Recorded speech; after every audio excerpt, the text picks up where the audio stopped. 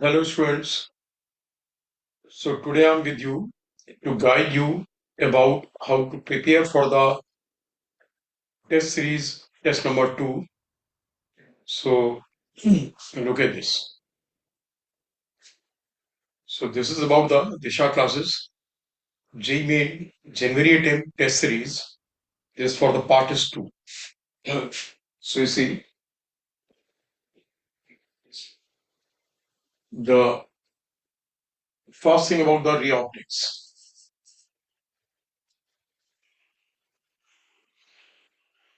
So reoptics may you should know each and everything about the plane mirror. मतलब plane mirror में क्या important चीजें क्या कितने डिस्टेंस दूर ऑब्जेक्ट रखने से इमेज कहाँ बनेगा ऑब्जेक्ट रियल होगा तो इमेज कैसा होगा ऑब्जेक्ट वर्चुअल है तो इमेज कैसा होगा लिटरली इन्वर्टेड होगा मैग्निफिकेशन इसमें क्या होता है और अगर एक ऑब्जेक्ट और मिरर के बीच में एक रिलेटिव मोशन है तो इमेज की वेलोसिटी क्या होगी ग्राउंड के रिलेटिव भी और मिरर के रिलेटिव भी और एक प्लेन मिरर से कितना एंगल ऑफ डिविएशन होता है एक रे का और अगर आप प्लेन मिरर को रोटेट कराते हैं एंगल थीटा से तो जो रिफ्लेक्टेड रे है वो कितने एंगल से डिविएट हो जाएगी दो मिरर्स के बीच में कुछ एंगल है तो उसके कितने नंबर ऑफ इमेजेस बनेंगे जबकि ऑब्जेक्ट सिमेट्रिकल रखा हो या फिर ऑब्जेक्ट अनसिमेट्रिकल रखा हो एक ऑब्जेक्ट के सामने एक मिरर के सामने एक ऑब्जेक्ट है तो ऑब्जर्वर कोई और है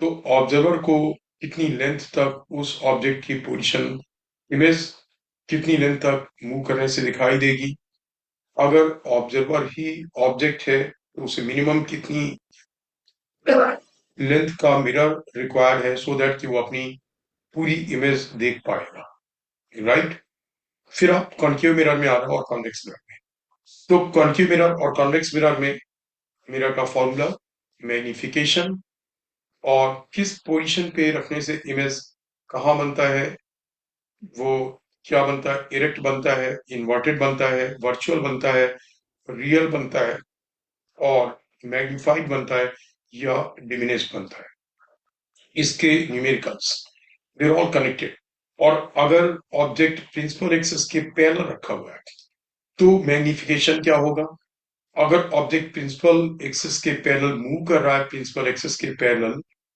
मिरर के रिलेटिव तो इमेज की वेलोसिटी क्या होगी यानी क्वेश्चंस ये कॉन्केव और कॉन्वेक्स मिरर में था उसके बाद आप रिफ्लेक्शन में कि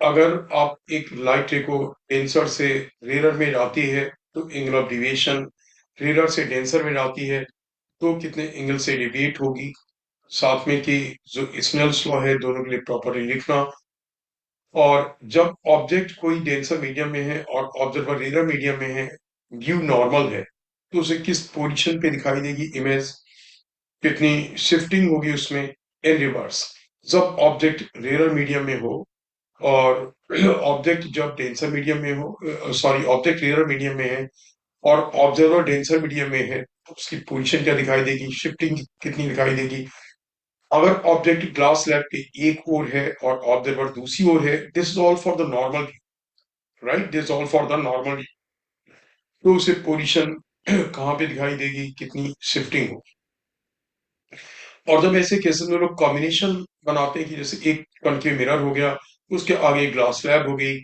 अब ग्लास स्लैब के भी आगे ऑब्जेक्ट रखा गया बोले कि अब इस केस में पोजीशन देंगे इसकी फोकल लेंथ दे रखी हुई मिरर की ग्लास स्लैब की थिकनेस म्यू सब कुछ दे रखा होगा बोला जाएगा फाइनल इमेज कहाँ बनेगा ऐसे केस में आपको क्या करना होता है कि आप पहले उस ऑब्जेक्ट का रिफ्लेक्शन कराओगे ग्लास स्लैब से उसका जो इमेज आएगा वो कनकेव मिरर के लिए ऑब्जेक्ट का काम करेगा राइट वो कनकेव मिरर के लिए ऑब्जेक्ट का काम करेगा तो कनकेव मिरर फिर उसका इमेज बनाएगा उसका भी जो इमेज बनेगा वो लाइट रेज जब रिफ्लेक्ट होकर के आएंगी तो ग्लास स्लैब के थ्रू रिफ्लेक्शन से इमेज बनाएंगे ग्लास स्लैब के थ्रू रिफ्लेक्शन से इमेज बनाएंगे सो स्टूडेंट्स एक चीज में देखोगे कि अगर आप एक ऑब्जेक्ट ग्लास स्लैब के वहां रखते हो राइट। अब इसका इमेज बनाना है।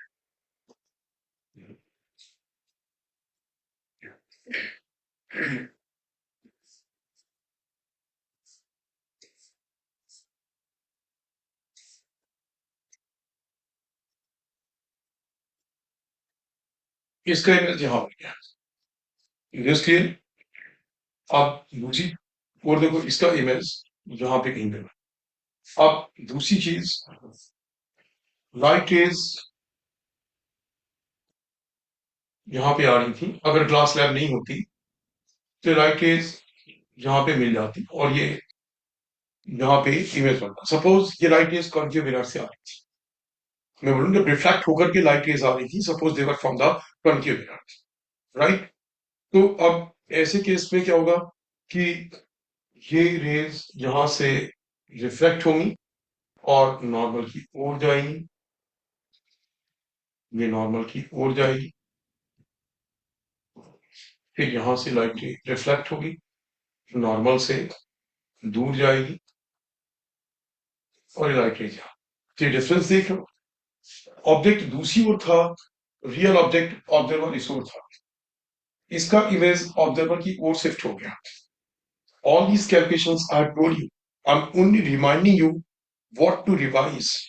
Now see, यहां पे देखोगे, यहां पे जो आपने देखा कि लाइट रेज इस ओर से आ रही थी, दैट मीन्स व्हाट, ये एक वर्चुअल ऑब्जेक्ट था। फिर जो वर्चुअल ऑब्जेक्ट था उसकी इमेज क्या हुई, इसके पास की ओर नहीं गई और दूर चली गई। Is that clear. फिर इसके बाद कि आप देखोगे कि इसमें जब क्रिटिकल एंगल वाली चीज, क्रिटिकल एंगल वाले में बहुत इंपॉर्टेंट पॉइंट क्या था, sine i upon sine i c upon sine 90, right. Sine i c upon sine 90 is equal to, आप बोलते हो 1/म्यू। जब आप बोलते हो 1/म्यू, तो यहाँ पे म्यू क्या है, mu is the reflective index of the denser medium with respect to rare medium, जो इस उस केस में है। जैसे ग्लास और एयर है, तो 1/म्यू में आप म्यू की जगह डालोगे ग्लास का रिफ्लेक्टिव इंडेक्स एयर के रिलेटिव, ऑलराइट। और अगर वहां कोई लिक्विड होता तो ग्लास का रिफ्लेक्टिव इंडेक्स उस लिक्विड के रिलेटिव। Is that clear. फिर जब आई की वैल्यू आईसी से भी बड़ी होगी, तो यू नो लाइट रेज में टीआईआर होगा, और टीआईआर में जो रिफ्लेक्टेड रेज है वो सारे लॉज फॉलो करेगी रिफ्लेक्शन के।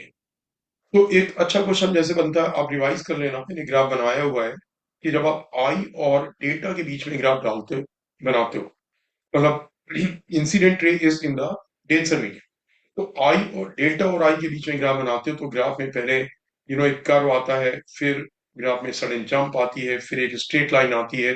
So that's a very important case for the deviation, alright.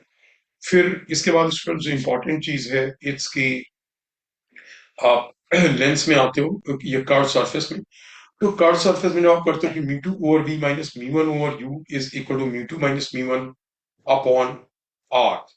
तो म्यू टू क्या है, जिस मीडियम में लाइट रेज जा रही है, म्यू वन क्या है, जिस मीडियम से लाइट रेज आ रही है, आर रेडियस ऑफ कर्वेचर है। तो एक तो कर्व सरफेस के लिए रिफ्लेक्शन का फॉर्मूला हुआ, जो कन्वेक्स सरफेस हो या कनकेव सरफेस हो, दोनों के लिए एप्लीकेबल है।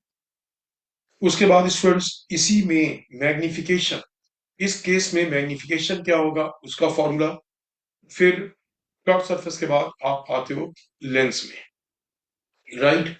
अच्छा, जो प्लेन सरफेस से रिफ्लेक्शन के केसेस मैंने आपको दो बताए कि ऑब्जेक्ट डेंसर में, ऑब्जर्वर रेयर में, ऑब्जेक्ट रेयर में, ऑब्जर्व और ऑब्जर्वर डेंसर में। उसमें अगर आप ये कर्व सरफेस के थ्रू सॉल्व करना चाहो तो आर की वैल्यू इंफिनिटी डाल सकते हो, बट लेकिन जो केसेस आपको बताए थे प्लेन सरफेस के थ्रू, वो उसी तरीके से करना। कभी कभी जरूरत होती है कि आपको जो ये रिफ्लेक्शन है उसमें कर्व सरफेस का फॉर्मूला लगाओ और आर की वैल्यू क्या करो, जबकि वो प्लेन सरफेस है, आर की वैल्यू इंफिनिटी डालो, राइट। फिर आप लेंस में आते हो, तो लेंस में भी सब कुछ वही जो मिरर में, कि 1/v minus 1/u equals 1/f, lens का formula magnification M equals to minus of M equals to v over u। किस लेंस में कहाँ पे ऑब्जेक्ट रखने से इमेज की पोजीशन क्या होगी, इन्वर्टेड होगी, इरेक्ट होगी, डिमिनिश्ड होगी, मैग्निफाइड होगी। क्योंकि जब आपको एक क्वेश्चन देते हैं तो वैसे क्वेश्चन में इसकी जरूरत पड़ती है। जैसे I have given you the example, मानो कॉन्वेक्स लेंस के लिए बोला गया फोकल लेंथ 30 सेंटीमीटर है and you want 3 times bigger and real image. So बोला गया कॉन्वेक्स लेंस में 3 times bigger and real image. तो इमीडिएटली आपको ध्यान आया, ओके रियल इमेज कैसी बनती है, इन्वर्टेड बनती है। रियल इमेज क्या बनेगी, इन्वर्टेड बनेगी। तो मैग्निफिकेशन एम था बी ओवर यू, आपने इमीडिएटली क्या करा, -3। Is that clear? तो बिगर और रियल इमेज जब आपको याद था कि ये इन्वर्टेड बनेगी, तभी तो आपने बी और यू के लिए -3 डाली, तो आपका एक इक्वेशन बना। तो एक पोजीशन वाली, और यहाँ पे भी वही मैग्निफिकेशन अगर ऑब्जेक्ट प्रिंसिपल एक्सिस के परपेंडिकुलर है या ऑब्जेक्ट प्रिंसिपल एक्सिस के पैरेलल है, उस केस में मैग्निफिकेशन क्या होगा। और ऑब्जेक्ट अगर प्रिंसिपल एक्सिस के पैरेलल मूव कर रहा है, उसकी कुछ वेलोसिटी है लेंस के रिलेटिव, तो उस केस में इमेज की वेलोसिटी क्या होगी, ग्राउंड के रिलेटिव ही और लेंस के रिलेटिव ही।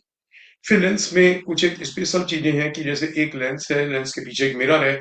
मिरर कैसा भी हो, मिरर कैसा भी हो, प्लेन हो, कनकेव हो, कॉन्वेक्स हो। सो मैं केवल रिमाइंड करा रहा हूँ वाले क्वेश्चंस की, जिसमें कि आपको क्वेश्चन दिया गया ऑब्जेक्ट कहाँ पे रखोगे तो इमेज उसी पोजीशन पे बन जाएगा जहां पे आपने ऑब्जेक्ट रखा है, राइट। और साथ में कि ऐसे केस में जबकि एक कॉन्वेक्स लेंस या कॉन्केव लेंस है, उसी के एक साइड में पॉलिश कर दिया गया so that that behaves like a lens, that behaves like a mirror.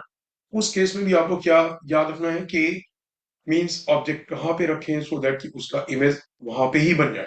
ऐसे केस में क्वेश्चन ऐसे भी देता कि इस पोजीशन पे ऑब्जेक्ट रखा गया, इमेज कहाँ पे बनेगा। मैंने आपको सारे एग्जांपल दिए हुए, आपने ठीक से रिवाइज करना। फिर इसके बाद कॉन्वेक्स लेंस में एक स्पेशल केस है डिस्प्लेसमेंट मेथड, जिसमें कि आपको फोकल लेंथ का formula and all together magnification, इसमें एम कितना होता है डिस्प्लेसमेंट मेथड में, न्यूटन्स फॉर्मूला वही F1 into F2, sorry sorry V into u, जहां पे x1 into x2 is equal to minus of f square. x1 x2 are the distances of the object and the image from the focus point, not from the center of, not from the optical center.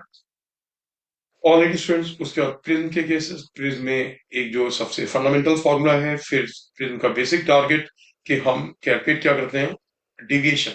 तो deviation के जितने भी cases हैं, minimum deviation वाला case है, साथ में कि डिविएशन में स्पेशल केस जिसमें कि आप पहले लाइट रे को आप प्रिज्म के ऊपर नॉर्मल डालते हो एक सरफेस पे, तो उसमें डिविएशन क्या आएगा। जब दूसरे सरफेस पे लाइट जाएगी तो वहां से मे बी TIR हो, मे बी वहां से रिफ्लेक्शन हो, लाइट नीचे चली जाए, एक्सेट्रा वाले केसेस इंपॉर्टेंट केसेस है। प्रिज्म का जो दूसरा टारगेट है students, that is what, it is the dispersion. तो अब डिस्पर्सन में सब कुछ बताया था, देखो combination of prism, deviation without dispersion, dispersion without deviation वाले फॉर्म में। ऑलराइट स्टूडेंट्स, उसके बाद फिर आप आ जाते हो वे ऑप्टिक्स में। वे ऑप्टिक्स में YDSC में तो सब कुछ आना ही चाहिए।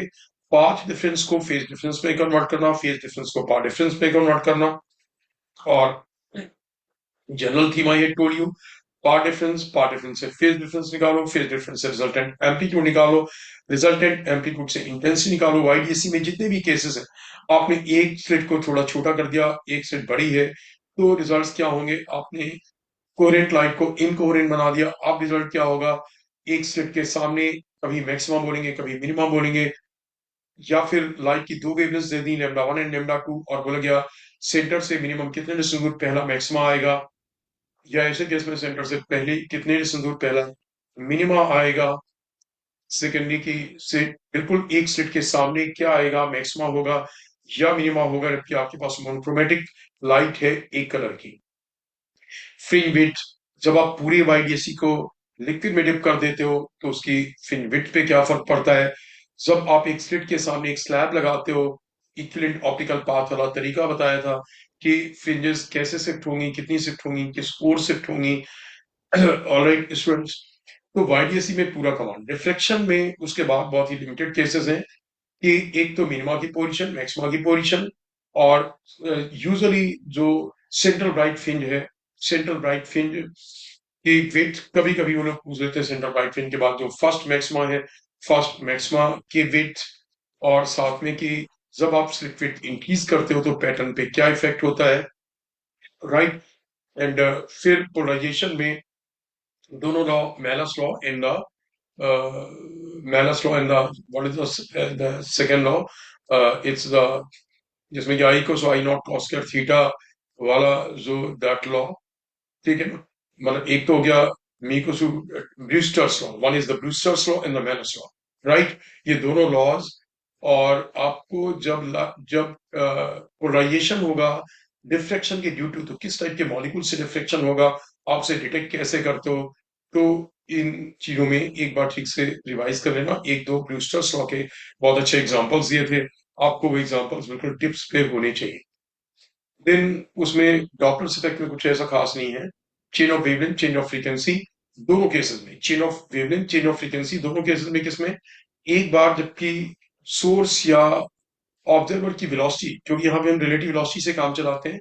डॉपलर इफेक्ट लाइट के लिए सिमेट्रिकल होता है, साउंड की तरह नहीं होता है कि सोर्स का की वेलोसिटी का इफेक्ट अलग होगा और ऑब्जर्वर की वेलोसिटी का इफेक्ट अलग होगा। इसमें ऐसा नहीं होता है, इसमें क्या होगा, रिलेटिव वेलोसिटी से हो जाता है। लेकिन हाँ, अगर वेलोसिटी वो लाइट की वेलोसिटी के इक्विवेलेंट लाइक c/2 c/10 है तो फॉर्मूला अलग है। लेकिन अगर रिलेटिव वेलोसिटी सोर्स और ऑब्जर्वर की लाइट की वेलोसिटी कंपैरिजन में बहुत ही कम है तो फॉर्मूला अलग है, राइट। उसके बाद स्टूडेंट्स फिर आ जाते हो आप फोटो, इस वाले में आपको इलेक्ट्रॉन इज व्हाट, इलेक्ट्रॉन और फोटोन। तो एक कैसा पार्टिकल हुआ, एक हुआ इलेक्ट्रॉन का रेस्पॉन्स जीरो नहीं है, फोटोन का रेस्पॉन्स जीरो है। एक को हम क्या बोलते हैं, नॉन रिलेटिविस्टिक पार्टिकल, और एक को बोलते हैं relativistic particle. Is that clear. So जो रिलेटिविस्टिक पार्टिकल है और नॉन रिलेटिविस्टिक पार्टिकल है, non relativistic particle means what, कि जो फोटोन हो गया, फोटोन कैसा पार्टिकल हुआ, फोटोन इज नॉन, आप उसे रादर नॉन रिलेटिविस्टिक और रिलेटिविस्टिक के टर्म से ना करके आप इस तरीके से आइडेंटिफाई करो कि फोटोन का रेस्पॉन्स जीरो है, इलेक्ट्रॉन का रेस्पॉन्स जीरो नहीं है। तो जब आपको दोनों की लैम्डा दी हो तो दोनों की एनर्जी निकालने का तरीका क्या है, एक केस में आई टोल्ड यू ना, फोटोन के केस में c/लैम्डा, और उसमें क्या करोगे, इलेक्ट्रॉन के केस में लैम्डा से p निकालो, p से काइनेटिक एनर्जी निकालो। सिमिलरली अगर उन्होंने काइनेटिक एनर्जी दे रखी है और लैम्डा तक पहुंचना है तो उसका उल्टा तरीका, राइट। फिर आप आते हो फोटोन वाले केस में, फोटोइलेक्ट्रिक इफेक्ट में। तो फोटोइलेक्ट्रिक इफेक्ट में आपको जो इक्वेशन है h nu is equal to W plus e into V s stopping potential, या के मैक्स, उसके सारे ग्राफ। जो सेचुरेटिंग करंट है आई, करंट आई का ग्राफ जो है डिफरेंट फ्रीक्वेंसीज के लिए, डिफरेंट इंटेंसिटीज के लिए कंपैरिजन। एंड ऑल्सो जो आपका ग्राफ है, इसमें दो ग्राफ्स थे, h nu is equal to W plus K E max, इसमें दो ग्राफ थे, जिसमें कि एक केस में जो ग्राफ की प्लॉटिंग है ऐसी है कि उसमें स्लोप की value tan theta by tan theta H आता है, एक में tan theta equal H by E आता है। वो दोनों ग्राफ्स बहुत ही इंपॉर्टेंट हैं, थ्रेशोल्ड फ्रीक्वेंसी, साथ में कि फोटोइलेक्ट्रिक इफेक्ट एक इंस्टेंटेनियस इफेक्ट है। और बहुत ही इंपॉर्टेंट पॉइंट कि अगर आप एक जो इंसिडेंट फ्रीक्वेंसी को डबल कर देते हो तो जो काइनेटिक एनर्जी के मैक्स वाला इलेक्ट्रॉन आएगा, उसकी जो काइनेटिक एनर्जी डबल से ज्यादा हो जाएगी, यानी कि वो डबल होगी, डबल से ज्यादा हो जाएगी। ऑल टुगेदर जो फोटोइलेक्ट्रिक इफेक्ट में डिफरेंट इलेक्ट्रॉन्स निकलते हैं, उन सबकी एनर्जी के मैक्स की इक्वल नहीं होती है। उनकी एनर्जी जो के होगी that be less than equal to K max, but greater than equal to what, zero. तो ये चीज फिर इसी में आपको ध्यान रखना है कि आपके पास एक अगर डब्ल्यू वॉट का बल्ब है, लाइट सोर्स है, और एक मोनोक्रोमेटिक वेवलेंथ लैम्डा के रेडिएशंस को इमिट कर रहा है, तो उससे 8 से दूर इंटेंसिटी क्या होगी, उससे 8 से दूर फोटोन पर यूनिट एरिया कितने प्रेजेंट होंगे, उससे 8 से दूर फोटोन पर यूनिट वॉल्यूम कितने प्रेजेंट होंगे, उससे 8 से दूर इसी, बिकॉज इट्स एन ईएमयू, तो वहां पे इलेक्ट्रिक फील्ड वेक्टर का एम्पलीट्यूड क्या होगा। ठीक है, these calculations are very important. फिर उसके बाद आप जब एटॉमिक फिजिक्स में आते हो तो एटॉमिक फिजिक्स में बोर थ्योरी, मतलब आप you can not ignore the Rutherford theory और द थॉमसन थ्योरी की उनके क्या रिजल्ट्स थे। रदरफोर्ड थ्योरी में भी, थॉमसन वाले में भी, क्या थॉमसन थ्योरी से फिर रदरफोर्ड मॉडल में कैसे ब्रेक थ्रू मिला, what was the special point about it, उसमें सब कुछ आपको आना चाहिए। एंगल ऑफ स्कैटरिंग और एन वाला जो ग्राफ है, साथ में उसका जो रिलेशन है, लीस्ट डिस्टेंस ऑफ अप्रोच है, ठीक है ना, और इम्पैक्ट पैरामीटर का फॉर्मूला। फिर बोर थ्योरी में एवरीथिंग लाइक बोर थ्योरी की जो दो मेन पॉइंट्स हैं, एक तो centripetal force is provided by the attractive force and the other thing is what mvr is equal to nh upon 2 pi. इस पे ही बेस्ड सारे जितने भी डेरिवेशंस हैं कि एक इलेक्ट्रॉन की फ्रीक्वेंसी क्या होगी, रिवॉल्व करने का टाइम पीरियड क्या होगा, उसकी इक्विवेलेंट करंट क्या होगी, उससे मैग्नेटिक मूवमेंट कितना प्रोड्यूस होगा, उससे मैग्नेटिक फील्ड कितनी प्रोड्यूस होगी। एंड एंड साथ में कि जब वो लोग आपसे पूछेंगे कि ये पैरामीटर, कोई भी मैग्नेटिक मूवमेंट का पूछा उन्होंने, मैग्नेटिक फील्ड का पैरामीटर पूछा, एनर्जी, ये एन के किस पावर के प्रोपोर्शन होगी, एन के किस पावर के प्रोपोर्शन होगी। So you should know, bore theory में ये सारी जो चीजें कराई हैं वो आनी चाहिए साथ में, कि जब आप एक किसी एटम को एक्साइट कराओगे, हाइड्रोजन लाइक एटम को, तो एक्साइटेशन कैसे होगा, जो फोटोन डालोगे फोटोन एब्जॉर्ब होगा या तो पूरा, और या फोटोन एब्जॉर्ब नहीं होगा। फोटोन पूरा एब्जॉर्ब होगा कब, जबकि जो एग्जैक्टली एनर्जी है ग्राउंड लेवल पे इलेक्ट्रॉन था तो किसी दूसरे एनर्जी के लेवल तक पहुंचाने के लिए सफिशिएंट था, या आयनाइजेशन के लिए सफिशिएंट था। तो जो एक्स्ट्रा एनर्जी होगी फोटोन की, वो आयनाइजेशन के बाद इलेक्ट्रॉन के काइनेटिक एनर्जी फॉर्म में होगी। और अगर फोटोन की एनर्जी जो थी वो एग्जैक्टली किसी ऑर्बिट तक पहुंचाने के से कम या ज्यादा है, तो वो फोटोन एब्जॉर्ब नहीं होगा, वो वैसा का वैसा क्या होगा, पास हो जाएगा। एक्साइटेशन डाउन लेवल से एक साथ किसी भी मैक्सिमम लेवल तक होगा, डी एक्साइटेशन ऊपर से स्टार्ट होकर के किसी भी लेवल तक कई बार स्टेप्स में भी आ सकता है, राइट।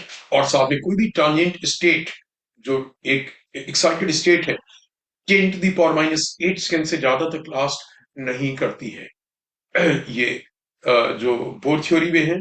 और न्यूक्लियर फिजिक्स में न्यूक्लियस की डेंसिटी का कैलकुलेट करना आना चाहिए, और आपको आना चाहिए मास डिफेक्ट कैलकुलेट करना। मास डिफेक्ट के थ्रू आपको बाइंडिंग एनर्जी कैलकुलेट करना, बाइंडिंग एनर्जी पर न्यूट्रॉन कैलकुलेट करना, बाइंडिंग एनर्जी पर न्यूट्रॉन का जो एक ग्राफ है एटॉमिक नंबर के साथ, उसके थ्रू फिर आपको फिशन और फ्यूजन के रिएक्शन में कैसे एनर्जी कैलकुलेट करोगे, एक न्यूक्लियर रिएक्शन में एनर्जी कैलकुलेट कैसे करोगे, न्यूक्लियर रिएक्शन में एनर्जी का कैलकुलेशन कैसे होगा। अगर आपसे दिया जाए कि कितना फ्यूल रिक्वायर्ड है एक न्यूक्लियर रिएक्टर में, आपको रिएक्शन दे दिया गया और रिएक्शन के थ्रू कैलकुलेट करना कि ये न्यूक्लियर रिएक्टर 50% 60% इफिशिएंट है, इसे 2 साल तक चलाना है, तो न्यूक्लियर उसका जो फ्यूल है, फ्यूल का कितना अमाउंट रिक्वायर्ड होगा। सिमिलरली सेमीकंडक्टर्स में आपको पीएन जंक्शन पे बहुत अच्छा कंट्रोल होना चाहिए, और जो आपको डिवाइसेस बताई गई हैं 3-4, उनमें किसमें ग्राफ कैसा होगा, फॉरवर्ड बायस्ड है पीएन जंक्शन या रिवर्स बायस्ड है, ऑलराइट। और साथ में जब आपको डोपिंग के बाद में रिजल्ट्स क्या होंगे, कैसे चेंज होंगे,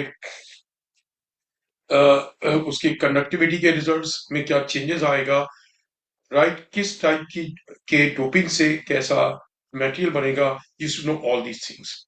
so this these are the points that you need to remember, should be at the tips. All the good examples should be at the tips for the what Disha classes part test 2, Disha classes test series for the JEE main, January attempt part test 2. Already students, तो मैं session को and कर रहा हूँ।